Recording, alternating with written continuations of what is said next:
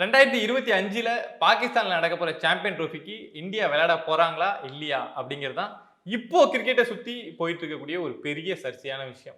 ஒரு பக்கம் இந்தியா வந்து இந்த சீரீஸ்லயே கலந்துக்க மாட்டாங்க அப்படின்னு பேசுறாங்க.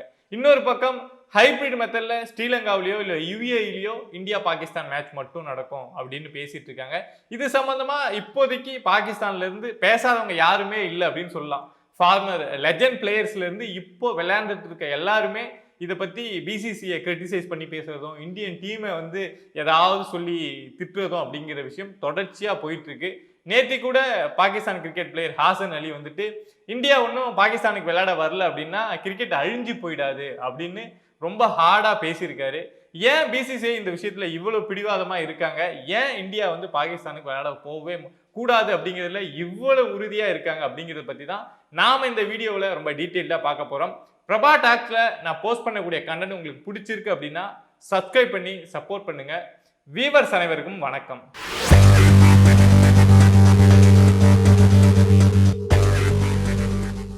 ஃபர்ஸ்ட் திங், விளையாட்டா பார்க்கணும், இதுக்குள்ள ரெண்டு நாட்டுக்குள்ள இருக்கக்கூடிய பாலிடிக்ஸை கொண்டு வரக்கூடாது அப்படின்னு தான் நிறைய பேர் சொல்லக்கூடிய விஷயம். அப்படின்னா இந்தியா வந்து விளையாட்டையும் பாலிடிக்ஸையும் ஒன்னா சேர்த்து பாக்குறாங்களா, இந்தியா தான் இதுல அரசியல் பண்றாங்களா அப்படின்னு நிறைய பேருக்கு கேள்வி வரலாம். பட் இந்தியாவை பொறுத்த வரைக்கும் என்னைக்கும் விளையாட்டையும் அரசியலையும் சேர்த்து வச்சு பார்த்ததே இல்லை அப்படிங்கிறது தான் இதுக்கு முன்னாடி நம்ம பாஸ்ட் ஹிஸ்டரியை பார்க்குறப்போ நல்லாவே புரிஞ்சிக்க முடியுது.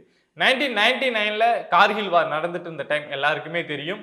மே, ஜூன், ஜூலை இந்த 3 மந்த் தான் கார்கில் வார் நடந்துட்டு இருந்தது. அப்போ சேம் டைம்ஸ் வந்து இங்கிலாந்துல வந்து வேர்ல்டு கப் சீரீஸ் போயிட்டு இருந்தது. அதுல ஷெட்யூல் படி என்ன ஆகுது அப்படின்னா ஜூன் 8ஆம் தேதி இந்தியா பாகிஸ்தான் மேட்ச் வருது. எல்லாருமே உலகமே என்ன சொன்னாங்க அப்படின்னா இந்தியா பாகிஸ்தான் மேட்ச் நடக்காது, ஏன்னா கார்கில் வார் வந்து அவ்வளவு ஹெக்டிக்கா போயிட்டு இருக்கு, இந்த டைம்ல எப்படி ரெண்டு கண்ட்ரியும் விளையாடுவாங்க அப்படின்னு தான் பேசினாங்க. ஆனா ஷெட்யூல் படி ஜூன் 8ஆம் தேதி மேட்ச் நடந்தது. ரொம்ப பரபரப்பான சுச்சுவேஷன்ல, ஏன்னா இங்கிலாண்டை பொறுத்த வரைக்கும் இந்தியன்ஸும் அங்க நிறைய பேர் இருந்தாங்க, பாகிஸ்தானிஸும் நிறைய பேர் இருந்தாங்க.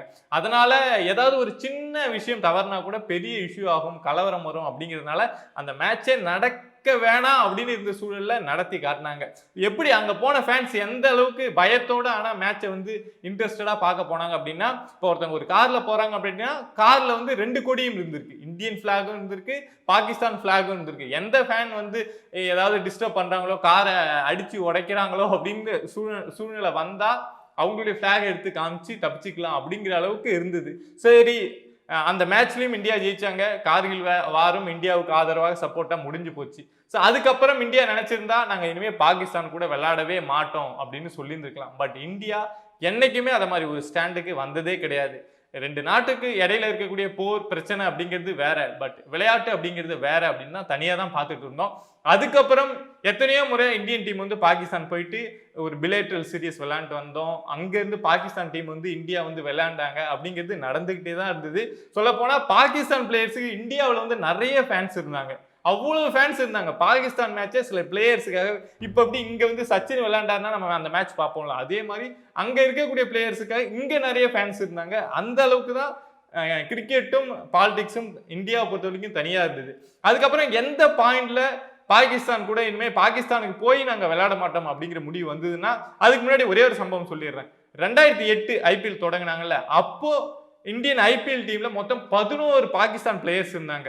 சயித் அப்ரிடி வந்து 6 அடிக்கிறப்போ நாம அதை என்ஜாய் பண்ணோம். சொஹைல் தன்வர் வந்து விக்கெட் எடுக்கிறாரு அப்படின்னா அதை நாம என்ஜாய் பண்ணோம். அந்த அளவுக்கு தான் இருந்தது. ஆனா 2008 ஐபிஎல் முடிஞ்சதுக்கு அப்புறம் டிசம்பர் 26ஆம் தேதி மும்பைல வந்து ஒரு பயங்கரவாத தாக்குதல் நடக்குது.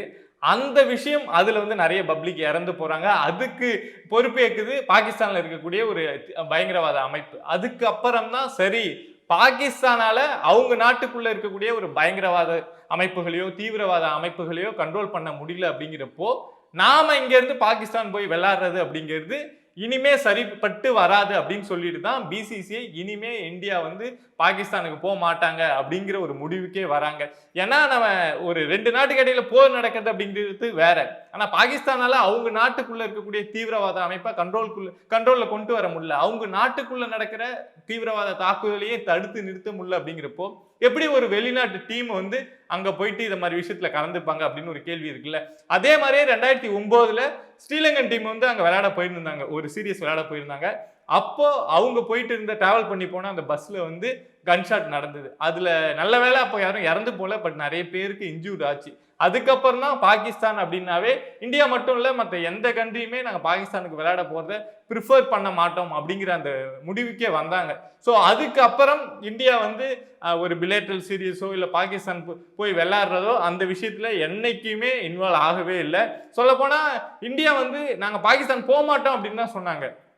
பாகிஸ்தான் கூட விளையாட மாட்டோம் அப்படின்னு என்னைக்குமே சொன்னது கிடையாது. அவ்வளவு பயங்கரவாத தாக்குதல் நடந்ததுக்கு அப்புறமும் அதுக்கு பின்னாடி பாகிஸ்தான் தான் இருக்கு அப்படின்னு ஒரு அலிகேஷன் இருக்கிற டைம்லயும் நாங்க பாகிஸ்தான் போக மாட்டோம், பாகிஸ்தான்ல செக்யூரிட்டி கிடையாது அப்படின்னு தான் சொன்னாங்களே தவிர பாகிஸ்தான் கூட விளையாட மாட்டோம் அப்படின்னு சொன்னதே கிடையாது. அதுக்கப்புறம் நிறைய மேட்சஸ் வந்து ஐசிசி வேர்ல்டு கப் மேட்சஸ் அத மாதிரி இதுல வந்து ஷெட்யூல் வந்தது அப்படின்னா அதுல பாகிஸ்தான் கூட இந்தியா விளையாண்டுட்டு தான் இருக்காங்க. இப்போ 2023 நடந்த வேர்ல்டு கப் மேட்ச்ல கூட பாகிஸ்தான் வந்துட்டு இந்தியாவில் சென்னையில் விளையாண்டாங்க, பெங்களூர், கொல்கத்தா, ஹைதராபாத் அப்படின்னு இங்க இருக்கக்கூடிய எல்லா இதுலயும் அவங்க வந்து விளையாண்டுட்டு தான் போறாங்க.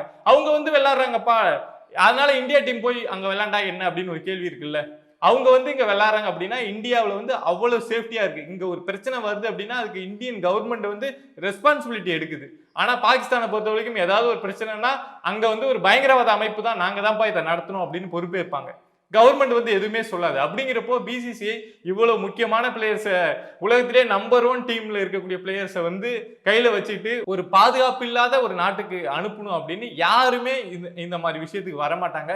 ஸோ இந்த விஷயத்துல இப்ப ஐசிசி என்ன பண்ண போறாங்க, அதாவது சாம்பியன் ட்ரோஃபியை வேற ஏதாவது ஒரு கண்ட்ரிக்கு மாற்ற போறாங்களா, இல்ல இந்தியா பாகிஸ்தான் மேட்சை மட்டும் வேற ஏதாவது கண்ட்ரியில நடத்த போறாங்களா அப்படிங்கிறது தான் எல்லாருக்கும் கேள்வி.